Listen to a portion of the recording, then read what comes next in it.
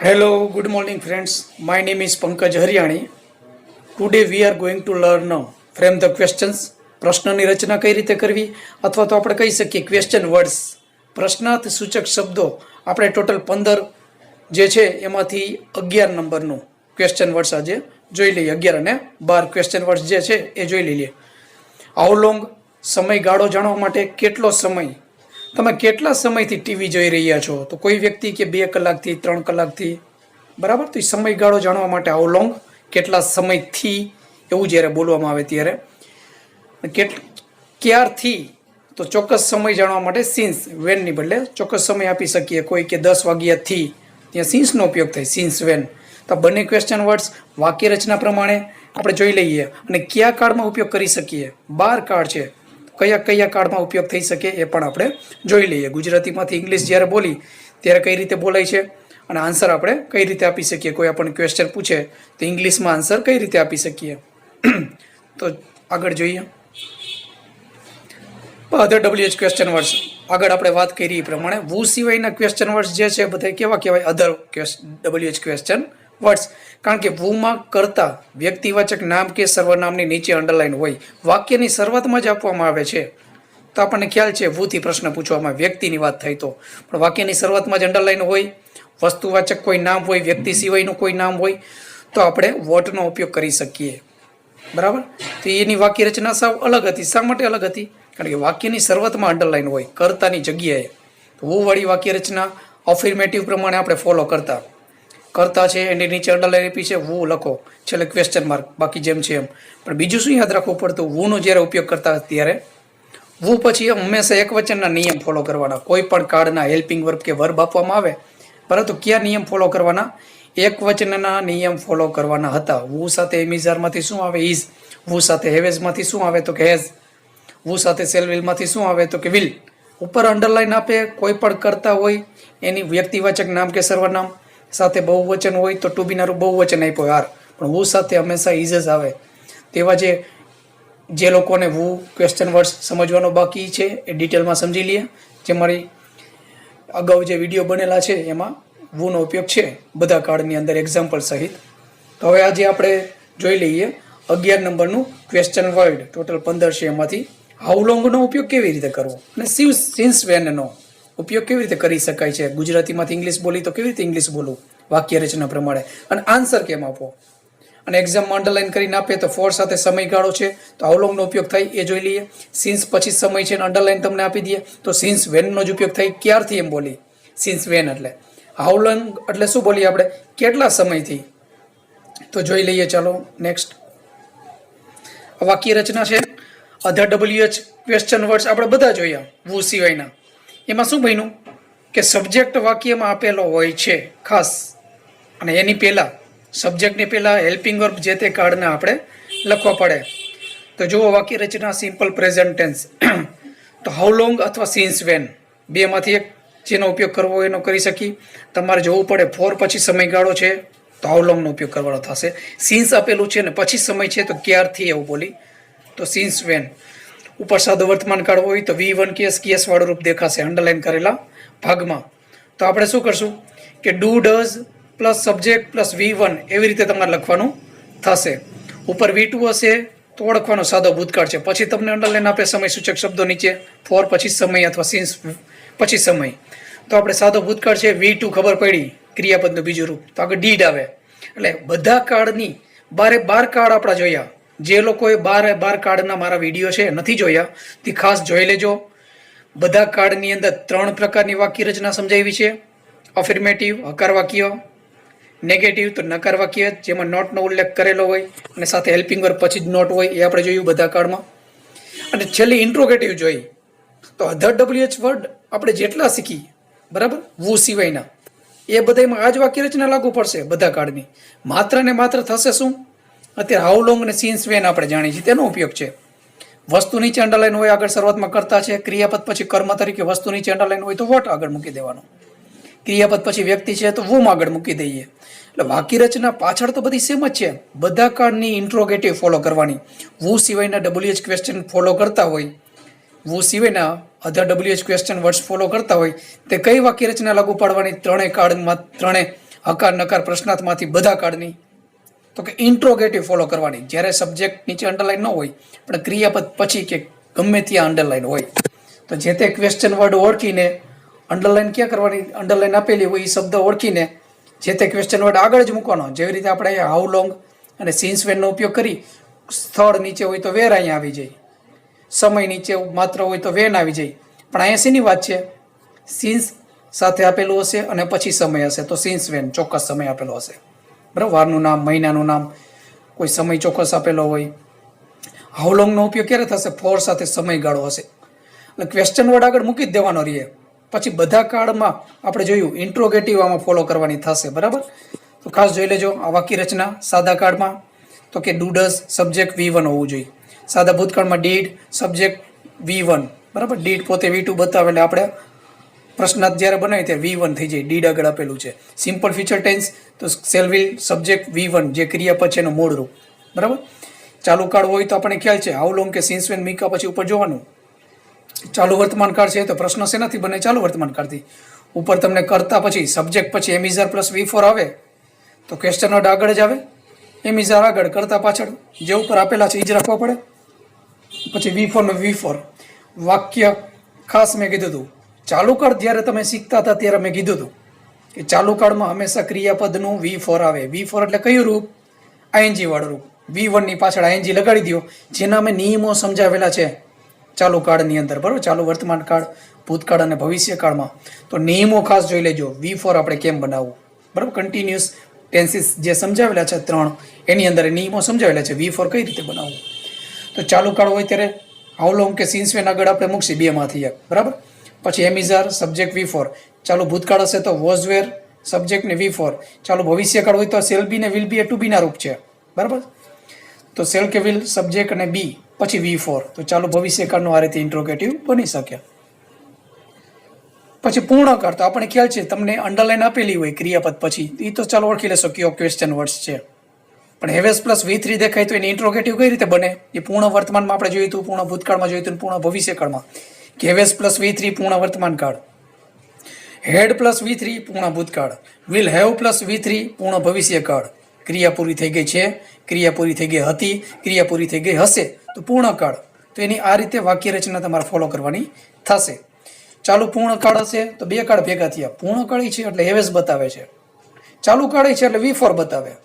બંનેને જોડવા માટે શું અહીંયા આપેલું છે? બીન. તો હેવેસ બીન પ્લસ V4 તમને ઉપર દેખાય ને ઇન્ટ્રોગેટિવ બનાવવાનું થાય તો ક્વેશ્ચન વર્ડ્સ તો આગળ મૂકી દેશો ઓળખીને. ફોર પછી સમયગાળો છે તો ચાલો હાઉ લોંગથી પ્રશ્ન બનશે. સિન્સ પછી ચોક્કસ સમય છે તો સિન્સ વેનથી પ્રશ્ન બનશે, એ તો ખ્યાલ આવી જશે. પણ ચાલુ પૂર્ણ વર્તમાન કાળ હોય ત્યારે હેવેસ બીન પ્લસ V4 હશે, ત્યારે કઈ રીતે ઇન્ટ્રોગેટિવ બને એ કાળ આપણે જોયા હતા. બરાબર, તો હેવેસ આગળ પછી સબ્જેક્ટ પછી બીન, એ રીતે તમારે MCQ સિલેક્ટ કરવો પડે. ચાલુ પૂર્ણ ભૂતકાળ તો હેડ બીન આપેલું હોય તો હેડ આગળ પછી સબ્જેક્ટ પછી બીન. ચાલુ પૂર્ણ ભવિષ્યકાળ હોય તો શેલ હેવ બીન કે વિલ હેવ બીન, તો માત્ર શેલ કે વિલ આગળ પછી સબ્જેક્ટ પછી હેવ બીન લખવું પડે પછી V4. આમાં ક્યાંય હેઝ આવે નહીં ચાલુ પૂર્ણ ભવિષ્યકાળની અંદર.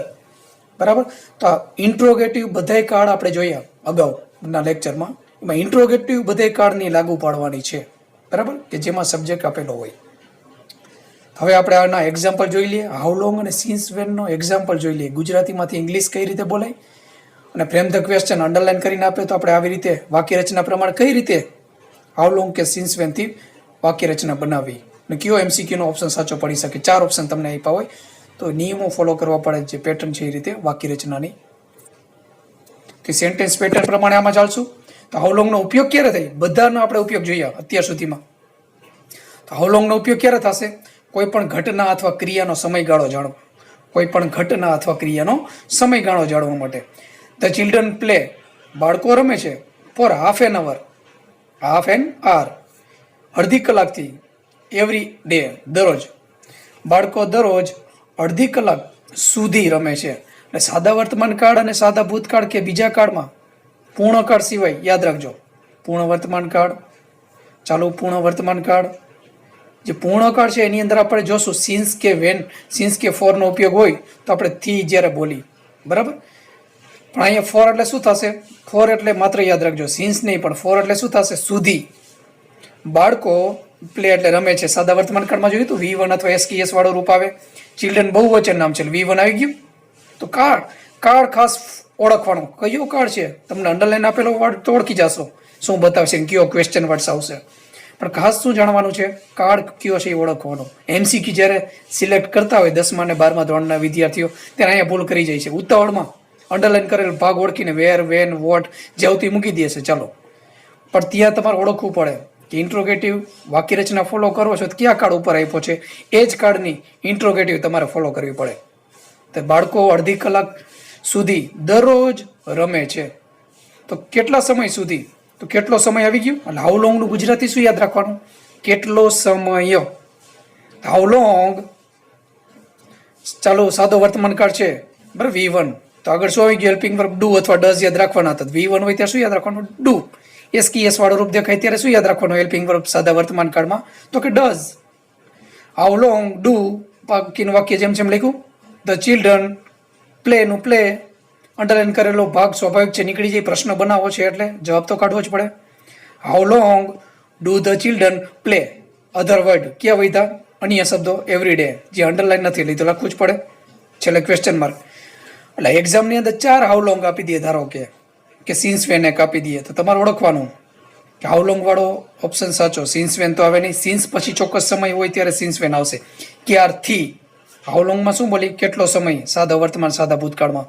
પૂર્ણકાળમાં આપણે બોલી કેટલા સમયથી, જે આપણે આગળ જોશું. બાળકો દરરોજ કેટલો સમય રમે છે, તો સાદા વર્તમાન કાળથી ઉપર જવાબ હતો, પ્રશ્ન બનાવ્યો તો સાદા વર્તમાન કાળથી જ પ્રશ્ન બનાવવો પડે. એક્ઝામની અંદર ડુ ને બદલે ડીડ આપી દઈએ કે પછી એમિઝર આપી દઈએ, કંઈક ભૂલ આપી દઈએ, તો તમને 4 હાઉ લોંગ આપી દઈએ તો ઓપ્શન કયો સિલેક્ટ કરવો, સાદો વર્તમાન કાળ છે. તો આપણે આગળ વાક્ય રચના જોઈ, સાદા વર્તમાન કાળની સિમ્પલ પ્રેઝન્ટ ટેન્સની જ ફોલો કરવી પડે. સાદો ભૂતકાળનું એક એક્ઝામ્પલ લઈ લઈએ. યસ સ્ટેડ, યસ રોકાણો હતો, ઇન ધેટ હોટલ, એ હોટલમાં. દૂર એક હોટલ હોય, આંગળી ચીંધીને આપણે કઈ નજીક નથી પણ દૂર છે. યસ એ હોટલમાં રોકાણો હતો, ફોર એ વીક, એક અઠવાડિયા સુધી. આ પણ સાદો ભૂતકાળ, તો એમાં પણ સુધી બોલવું પડે. એક અઠવાડિયા સુધી રોકાણો હતો, આપણે કે કેટલો સમય રોકાણો હતો, તો સમયગાળો થયો એક અઠવાડિયા જેટલો, ઉપર અડધી કલાક જેટલો સમયગાળો હતો. હાઉ લોંગ, સાદો ભૂતકાળ છે તો આ ડુ કે ડઝ તો ચાલે નહીં બરાબર, સાદા વર્તમાનમાં ડુ અથવા ડઝ આવે. એસ વાળો રૂપ છે તો ચાલો આગળ ડઝ, V1 છે તો ચાલો આગળ ડુ. પણ સાદો ભૂતકાળ છે તો શું યાદ રાખવાનું, હેલ્પિંગ વર્બ ડુ ડઝ નો ભૂતકાળનો રૂપ એક જ છે, did. How long did yes, તો જ્યારે ડીડ દેખાય ત્યારે યાદ રાખવાનું, V2 જે ઉપર આપેલું એનું શું કરવાનું, V1. How long did yes stay in that hotel, ED કાઢી નાખ્યું, V2 માંથી શું કરવું પડે, V1, ઈડી વાળું રૂપ છે એનું V1 બનાવી નાખ્યું. યસ એ હોટલમાં કેટલો સમય રોકાણો હતો, તો જવાબ આપ્યો યસ સ્ટેડ. હકરમાં જવાબ આપી ત્યારે ક્વેશ્ચન આન્સરમાં પણ ધ્યાન રાખજો, ડીડ દેખાય તો V1 નું પાછું શું કરવું પડે, કરતા પછી V2 કરવું પડે, ક્રિયાપદનું બીજું રૂપ એટલે કે ક્રિયાપદનું ભૂતકાળનું રૂપ, past tense form. Yes stayed in that hotel for a week, એક અઠવાડિયા સુધી રોકાણો હતો. તો આન્સર પણ આપી શકો તમે, ક્વેશ્ચન આન્સર પેરેગ્રાફ ઉપરથી જવાબ આપવાના થાય ત્યારે પણ કયો ક્વેશ્ચન વર્ડ છે એ પ્રમાણે. હાઉ લોંગથી પૂછે તો ફોર કરીને આન્સર આપવો પડે, જે તે સમયગાળો, સમય સૂચક શબ્દો. પણ ચાલો પૂર્ણ વર્તમાન કાળ, ધે હેવ બીન વેઇટિંગ, તેઓ રાહ જોઈ રહ્યા છે, ક્યારથી, તો અહીંયા આપણે બોલે કેટલા સમયથી, એવું બોલે ફોર એન આર, 1 કલાકથી, 1 કલાકથી એવું બોલ્યા બરાબર. કેટલા સમયથી, 1 કલાકથી, કેટલો સમયથી. અહીંયા પ્રશ્ન એવો પૂછે છે, ચાલો પૂર્ણ વર્તમાન કાળ હોય કે પૂર્ણ વર્તમાન કાળ હોય, તમારે ખાસ ધ્યાન રાખવાનું, ત્યારે થી બોલવું પડે, કેટલા સમયથી બરાબર. ત્યારે સુધી એમ ન બોલી, ઉપર સાદા વર્તમાન કાળ ને સાદા ભૂતકાળમાં સુધી બોલી, કેટલા સમય સુધી રોકાણો હતો, 1 અઠવાડિયા સુધી. કેટલો સમય રમે છે દરરોજ, તો કે અડધી કલાક સુધી, તો અહીંયા સુધી બોલી. પણ ચાલુ પૂર્ણ વર્તમાન કે પૂર્ણ વર્તમાન કાળથી પ્રશ્ન પૂછાય, પૂર્ણ કાળ યાદ રાખવાનું તમારે, ત્યારે શું યાદ રાખવાનું કે થી બોલવું પડે, કેટલા સમયથી તેઓ રાહ જોઈ રહ્યા છે. તો 1 કલાકથી આપેલું છે, નીકળી ગયો, એની બદલે હાઉ લોંગ આવી ગયું. આ ઉપર જોવાનું, આપણે આ વાક્ય રચના જોઈએ આગળ કે હેવેસ બીન અને V4 દેખાય, તેનું ઇન્ટ્રોગેટિવ કરતી વખતે ચાલો પૂર્ણ વર્તમાન કાળનું કઈ રીતે થાય, એ કાળ આપણે જોયું હતું, હેવ આગળ ને ધ્યેય પાછળ, હેલ્પિંગ વર્બ તરીકે હેવ આગળ, ધ્યેય પાછળ, બીન જ્યાં છે ત્યાં ને ત્યાં, પછી V4 ને V4 ક્વેશ્ચન માર્ક. ચાલુ પૂર્ણ વર્તમાન કાળથી પૂછે, ચાલુ પૂર્ણ વર્તમાન કાળથી પ્રશ્ન પૂછે તો ચાલુ પૂર્ણ વર્તમાન કાળમાં જ ઉપર જવાબ દેવો પડે. ચાલુ પૂર્ણ વર્તમાન કાળમાં જવાબ આપેલો છે અને ક્વેશ્ચન બનાવવો છે, તો ચાલુ પૂર્ણ વર્તમાન કાળથી જ ક્વેશ્ચન બનાવવામાં આવે છે. ઉપર તમને નીચે ઓપ્શનમાં એમસીક્યુમાં અલગ અલગ કાર્ડ આપી દઈએ તો આ ઉપર કયો કાર્ડ છે એ કાર્ડ ઓળખવો પડે. ખાસ આ બાબત ઉપર ધ્યાન આપવાનું છે. તો કેટલો સમયગાળો જોયો આપણે, અડધી કલાકથી તો એ અવલોંગનો ઉપયોગ થયો. કેટલા સમયથી, કેટલો સમય સુધી, ફોર હાફ એન આર, કેટલો સમય સુધી દરરોજ રમે છે તો અવલોંગ આવ્યું. 1 અઠવાડિયું સુધી રોકાણો હતો, અહીં સુધી બોલી કેટલો સમય રોકાણો હતો આપણે કહી તો અવલોંગ આવી ગયું. 1 કલાકથી તો આ પણ સમયગાળો છે, ચોક્કસ સમયનું નામ નથી. 7 વાગ્યાથી 8 વાગ્યાથી એવું નથી, તો સીન્સ આપેલું હોય તો આપણે આગળ જોશું. ચાલો સીન્સ વેનનો ઉપયોગ કેવી રીતે કરવો. કોઈ પણ ઘટના અથવા ક્રિયાનો સમયગાળો તમને દેખાય ને ત્યારે યાદ રાખવાનું છે કે હાઉલોંગનો ઉપયોગ થાય છે. ફોર આપેલું જશે આગળ. આ સીન્સ વેન, તો સીન્સ વેનમાં ખાસ સમજો કેટલો સમય એવું બોલતા તો આપણે બોલતા હાઉલોંગ, કેટલા સમયથી, તો સીન્સ ફોર સાથે સમય આપેલો હોય, સમયનો ગાળો. પણ એ ક્યારથી બોલશું, કેટલા સમયથી નહીં બોલી. ચાલો પૂર્ણ વર્તમાન કાળમાં ક્યારથી બોલશું કે પૂર્ણ વર્તમાન કાળની અંદર પૂછે તો સીન્સ વેન ક્યારે ઉપયોગ થાય તો ઉપર સીન્સ દેખાવું જોઈએ અને પછી ચોક્કસ સમય આપેલો હોવો જોઈએ. સમયનું ચોક્કસ નામ હોવું જોઈએ, મહિનાનું નામ હોવું જોઈએ, વારનું ચોક્કસ નામ હોવું જોઈએ, સમયનું ચોક્કસ નામ હોવું જોઈએ. ચોક્કસ નામ હોય ને સીન્સ દેખાય તો જ તમારે યાદ રાખવાનું છે સીન્સ વેન આવશે. હાઉલોંગ ચાલે નહીં, બરાબર. ત્યારે ફોર જ હોય, સમયગાળો હોય. આમાં સીન્સ હોય, ચોક્કસ સમય હોય, પોઈન્ટ ઓફ ટાઈમ, આમાં પીરિયડ ઓફ ટાઈમ કે ડ્યુરેશન ઓફ ટાઈમ આપેલો હોય હાઉલોંગમાં ફોર પછી. તો ચોક્કસ સમયથી થતી ક્રિયાનો સમય જાણવા માટે સીન્સ વેનથી પ્રશ્ન પૂછાય છે. આ પણ સહેલું, સીન્સ પછી સમય દેખેલા આગળ સીન્સ વેન મૂકશો. ઉપર જે કાર્ડ હોય એ જ કાર્ડને તમે ઇન્ટ્રોગેટિવ ફોલો કરશો, જે તે કાર્ડની. Some girls have been playing kho kho since 9 AM. થોડીક છોકરીઓ 9 વાગ્યાથી ખોખો રમી રહી છે તો આપણે એમ કહીએ થોડીક છોકરીઓ કેટલા સમયથી, ક્યારથી એવું જ્યારે બોલી.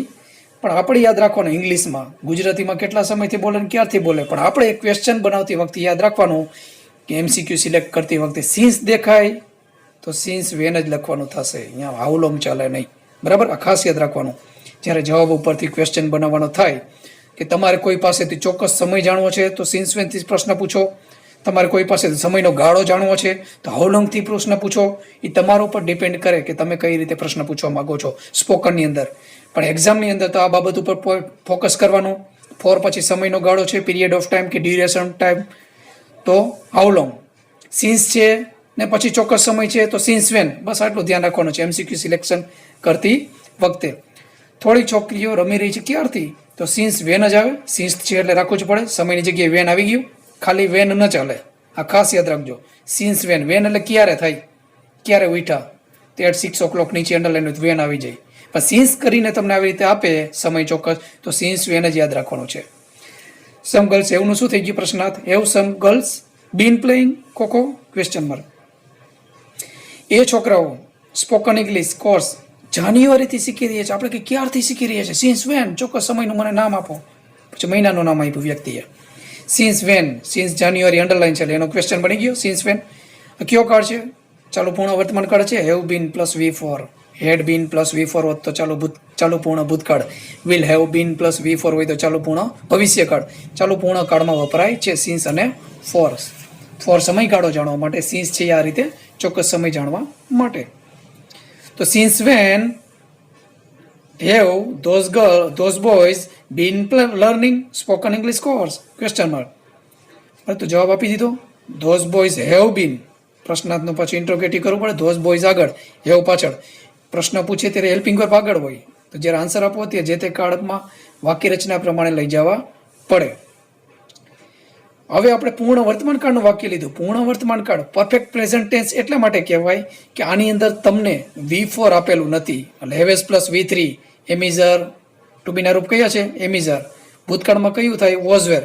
તો આ પૂર્ણ વર્તમાન કાળમાં V3 મૂકવું પડે. તો એમિઝરનું V3 શું થાય તો આ ખાસ યાદ રાખજો બધા. બી ન હેવેસ પ્લસ V3 આવે એટલે શું સમજવાનું, પૂર્ણ વર્તમાન કાળ. V4 તો છે નહીં તો શું સમજવાનું, અને પૂર્ણ વર્તમાન કાળ perfect present tense. He has been ill, તે બીમાર છે તો છે એટલે અહીં શું આવ્યું, એમિઝર ન ચાલે. સમજાણું. પૂર્ણ વર્તમાન કાળની અંદર શું લખવું પડે, એમિઝરની બદલે હેવેસ પછી V3 શું કરવું પડે, બી ન. હેલ્પિંગ વર્બ તો હોય જ પૂર્ણ વર્તમાન કાળમાં અમુક સમયથી. એવું જ્યારે બોલો ત્યારે સમજી જવાનું કે પૂર્ણ વર્તમાન કાળ છે. બીમારી કે કોઈ વિશેષણ આપે ત્યારે.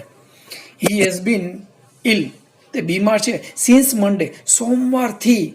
તો અહીં તમે હાઉલોંગ લખો તો એ ઓપ્શન તમારો એમસીક્યુમાં ખોટો પડે. સિન્સ છે ચોક્કસ સમય છે, વારનું નામ આપેલું છે તો સિન્સ વેન. હવે ચાલુ પૂર્ણ વર્તમાન હોય કે પૂર્ણ વર્તમાન હોય, આપણે શું યાદ રાખવું પડે? હેવ એઝ આગળનો કરતા પાછળ, બાકી જેમ છે એમ. Other word. Since when, has આગળ, હી પાછળ. બીન ઇલ, તે કેટલા સમયથી બીમાર છે? ગુજરાતીમાં કોઈ બોલે ક્યારથી બીમાર છે, પણ આપણે ઇંગ્લિશમાં શું યાદ રાખવાનો? ચોક્કસ સમય જાણવો તો એટલે આપણે સિન્સ વેન લખ્યું. બરાબર, બોલતી વખતે આ ધ્યાન રાખવાનું. અને ગ્રામેટિકલી શું યાદ રાખવાનું? MCQમાં ફ્રેમ ધ ક્વેશ્ચનની અંદર પૂછે તે સિન્સ પછી ચોક્કસ સમય છે તો સિન્સ વેન લખી નાખવાનો. ક્યારથી તે બીમાર છે તો જવાબ નીકળી ગયો, સિન્સ મંડે.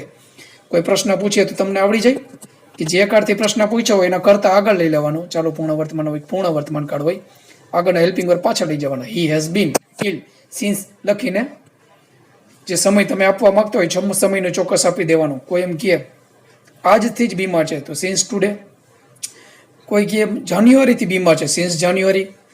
કોઈ કહે 2020થી બીમાર છે, સિન્સ 2020. ચોક્કસ વારનું નામ, મહિનાનું નામ, ચોક્કસ સમયનો ઉલ્લેખ કરવો જરૂરી છે. આ સિન્સ અને હોવું જોઈએ. સિન્સ વેન એટલે ક્યારથી, હાઉ લોંગ એટલે કેટલો સમય, એટલે કેટલા સમયથી. એવું જ્યારે પૂછી તે હાઉ લોંગ. હાઉ લોંગમાં શું યાદ રાખવાનું કીધું ક્વેશ્ચન બનાવતી વખતે? કે તમને આન્સર આપેલો હોય, અંડરલાઈન નીચે હોય, ફોર પછી સમયગાળો હોય તો હાઉ લોંગ, સિન્સ પછી ચોક્કસ સમય હોય તો સિન્સ વેન. બસ આ બે વસ્તુ પર ફોકસ કરવાનું. પણ જે કાળ હોય ઓળખવાના, વર્બ અને હેલ્પિંગ વર્બ જોઈને એ જ કાળની ઇન્ટ્રોગેટિવ ફોલો કરવાની. બધા કાળ આપણે જોયા છે, બધા કાળમાં ઇન્ટ્રોગેટિવ મેં સમજાવેલી છે, તો ખાસ જે લોકોએ કાળ ન જોયા બાર એ જોઈ લેજો. તો આજે આપણા 2 ક્વેશ્ચન વર્ડ છે એ પૂરા કરીએ. આગળના જે 2 બાકી છે, હાઉ ઓફન, હાઉ ફાર, એનો ઉપયોગ કઈ રીતે કરવો એ આપણે નેક્સ્ટ લેક્ચરમાં જોશું. Thank you very much for listening this video.